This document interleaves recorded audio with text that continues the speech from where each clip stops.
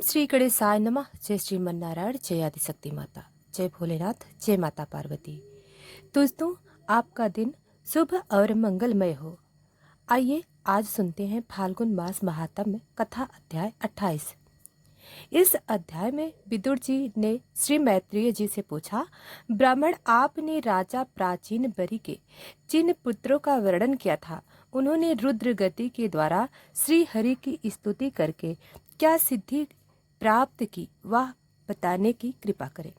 श्री मैत्री जी ने कहा, विदुर जी, पिता के आगे का कारी प्रचिता होने समुद्र के अंदर खड़े रहकर रुद्र गति के जप रुचि यज्ञ और तपस्या के द्वारा समस्त शरीर उत्पादक भगवान श्री हरि को प्रसन्न कर लिया। तपस्या करते करते 10,000 वर्ष बीत जाने पर पुराण पुरुष श्री नारायण अपनी मनोहर कांति द्वारा उनके तपस्या जनित क्लेश को शांत करते हुए सौम्य विग्रह से उनके सामने प्रकट हुए। गरुड़ जी के कंधे पर बैठे हुए श्री भगवान ऐसे जान पड़ते थे मानो सुमेरु के शिखर पर कोई श्याम घटा छाई हो। उनकी अंग में मनोहर पीतांबर और कंठ में कस्तमणि सुशोभित थी। अपनी दिव्य प्रभा से वे सब दिशाओं का अंधकार दूर कर रहे थे।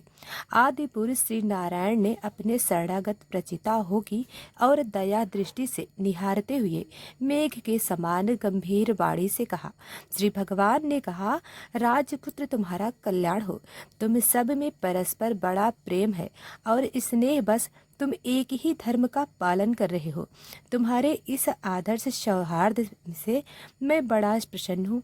मुझसे वर मांगो। जो पुरुष सायन काल के समय प्रतिदिन तुम्हारा स्मरण करेगा, उसका अपने भाइयों में अपने समान प्रेम होगा तथा समस्त जीव के प्रति मित्रता का भाव हो जाएगा। जो लोग सायन काल अथवा प्रातः काल एकाग्र चित्त से रुद्र गति द्वारा मेरी स्तुति करेंगे, उनको मैं अभीष्ट व और शुद्ध बुद्धि प्रदान करूंगा। तुम लोग ने बड़ी प्रसन्नता से अपने पिता की आज्ञा सिरोधारी की है। इससे तुम्हारी कर्मम कीर्ति समस्त लोकों में फैल जाएगी। तुम्हारे एक बड़ा ही विख्यात पुत्र होगा। वह गुणों में किसी भी प्रकार ब्रह्मा जी से कम नहीं होगा तथा अपनी संतानों से तीनों लोकों को पूर्ण कर दे। राजकुमार कंडू ऋषि के तपो नाश के लिए इंद्र की भेजी हुई परम लोचा अप्सरा से एक कमल नैनी कन्या उत्पन्न हुई थी। उसे छोड़कर वह स्वर्गलोक को चली गई। तब राक्षसों ने उस कन्या को लेकर पाला पोसा। जब वह भूख से व्याकुल होकर रोने लगी, तब औषधियों के राजा चंद्रमा ने दयावश उसके मुंह में अपनी अमृत वर्षिनी तर्जनी अंगुली दे दी। तुम्हारे पिता आजकल मेरी भक्ति में लगे हुए हैं। उन्होंने तुम्हें संतान उत्पन्न करने की आज्ञा दी है। अतः तुम शीघ्र उस दयो पर पुनः वन सुंदरी कन्या से विवाह कर लो। तुम सब एक ही धर्म में तत्व हो और तुम्हारा स्वभाव भी एक सा ही है, इसलिए तुम्हारे ही समान धर्म और स्वभाव वाली वह सुंदरी कन्या तुम सभी की पत्नी होगी तथा तुम सभी में उसका समान अनुराग होगा। तुम लोग मेरी कृपा से 10 लाख दिव्य वर्षों तक पूर्ण बलवान रहकर अनेक प्रकार के पार्थिव और दिव्य भोग भोगोगे। अंत में मेरी अविचल भक्ति से हृदय के समस्त वासना रूप मल दग्ध जाने पर तुम इस लोक तथा परलोक में नरक तुल्य भोगों से ऊपर होकर मेरे परम धाम को जाओगे। जिन लोगों के कर्म भगवत दर्पण बुद्धि से होते हैं और जिनका सारा समय मेरी कथा वार्ताओं में ही बीतता है, वे गृहस्थाश्रम में रहे तो भी घर उनके बंधन का कारण नहीं होता। वे नीति प्रीति मेरी लीलाएं सुनते रहते हैं। इसलिए ब्रह्मवादिनी ता हूँ और मुझे प्राप्त कर लेने पर जीवों को ना मोह हो सकता है, ना शोक और ना हर्षी। श्री मैत्री जी कहते हैं, भगवान के दर्शन से पछताओं का रजोगुण तमोगुण मल नष्ट हो चुका था।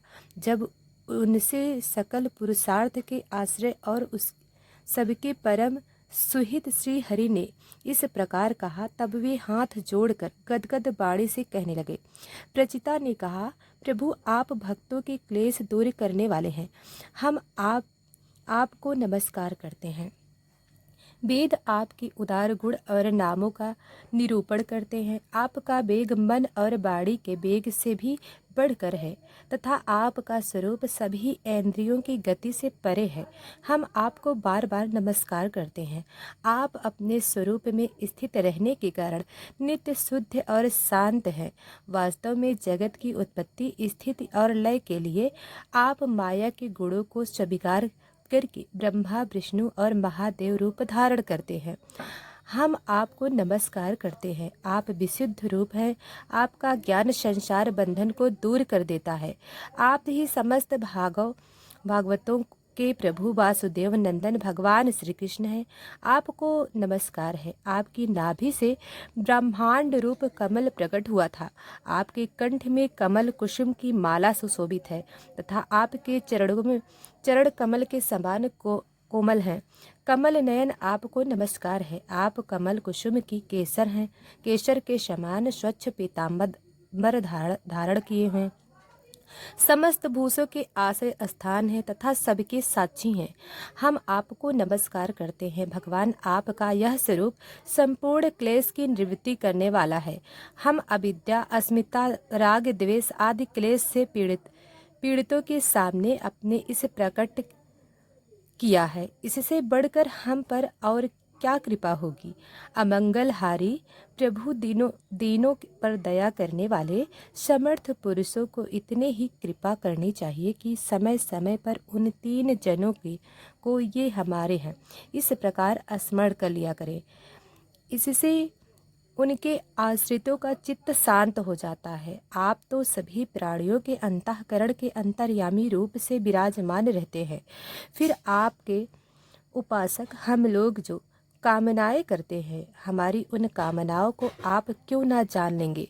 जगदीश्वर, आप मोक्ष का मार्ग दिखाने वाले और स्वयं पुरुषार्थ स्वरूप हैं। आप हम पर प्रसन्न हैं। इससे बढ़कर हमें और क्या चाहिए। बस हमारा अभीष्ट वा तो आपकी प्रसन्नता है। तथापि नाथ, हम एक बार आपसे अवश्य मांगते हैं। प्रभु, आप प्रकृति आदि से परे हैं और आपके विभूतियों का भी कोई अंतर नहीं है, इसलिए आप अनंत कहे जाते हैं। भगवान, आपके प्रिय सखा भगवान शंकर के क्षण भर के समागम से ही आज हमें आपका साक्षात दर्शन प्राप्त हुआ है। आप जन्म मरण रूप दुसार रोग के श्रेष्ठतम वैद्य हैं। अतः अब हमने आपका ही आश्रय लिया है। प्रभु, हमने समाहित चित्त से जो कुछ अध्ययन किया है, निरंतर सेवा सूस करके गुरु, ब्रह्मांड और बुद्ध जनों को प्रसन्न किया है तथा दोष बुद्धि त्याग कर श्रेष्ठ पुरुष, सर्द गण, बंधु वर्ग एवं समस्त प्राणियों की वंदना की है और अनादि को त्याग कर दीर्घ काल तक जल में खड़े रहकर तपस्या की है। वह सब आप सर्वव्यापक पुरुषोत्तम के संतोष का कारण हो यही वर मांगते हैं। स्वामी, आपकी महिमा का पार ना पाकर भी स्वयं ब्रह्मा जी, भगवान शंकर तथा तप और ज्ञान से शुद्ध चित्त हुए अन्य पुरुष निरंतर आपकी स्तुति करते रहते हैं। अतः हम भी अपनी बुद्धि के अनुसार आपका यशोगान करते हैं। आप सर्वत्र समान शुद्ध स्वरूप और परम पुरुष हैं। आप सत्य मूर्ति भगवान वासुदेव को हम नमस्कार करते हैं। श्री मैत्रेय जी कहते हैं, विदुर जी, पछताओं की इस प्रकार स्तुति करने पर शरणागत वश भगवान ने प्रसन्न होकर कहा, तथास्तु। आप प्रति प्रभाव श्री हरि की मधुर मूर्ति के दर्शनों से अभी प्रचिता होके नेक तृप्त नहीं हुए थे, इसलिए वे उन्हें जाने देना नहीं चाहते थे। तथापि वे अपने परम धाम को चले गए। इसके पश्चात प्रचिता हो ने समुद्र के जल से बाहर निकल कर देखा कि सारी पृथ्वी को ऊंचे ऊंचे वृक्षों ने ढक दिया है, जो मानव स्वर्ग का मार्ग रोकने के लिए ही इतने बढ़ गए थे। यह देखकर वे वृक्षों पर बड़े कुपित हुए। तब उन्होंने पृथ्वी को वृत्त लता आदि से रहित कर देने के लिए अपने मुख से प्रचंड वायु और अग्नि को छोड़ा, जैसे कला अग्नि रुद्र प्रलय काल में छोड़ते हैं। जब ब्रह्मा जी ने देखा कि वे सारे वृक्षों को भस्म कर रहे हैं, तब वे वहां आए। प्राचीन बरि के पुत्रों को उन्होंने युक्ति पूर्वक समझाकर शांत किया।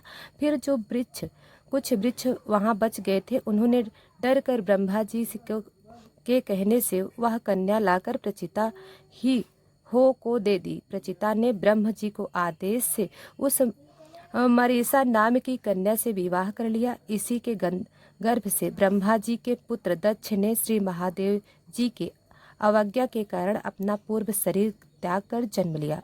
इन्हीं दक्ष ने चाछुर मनवंतर आने पर, जब काल कर्म से पूर्व स्वर्ग नष्ट हो गया, भगवान की प्रेरणा से इच्छा अनुसार नवीन प्रजा उत्पन्न की। उन्होंने जन्म लेते ही अपनी कांति से समस्त तेजस्वी का तेज छीन लिया।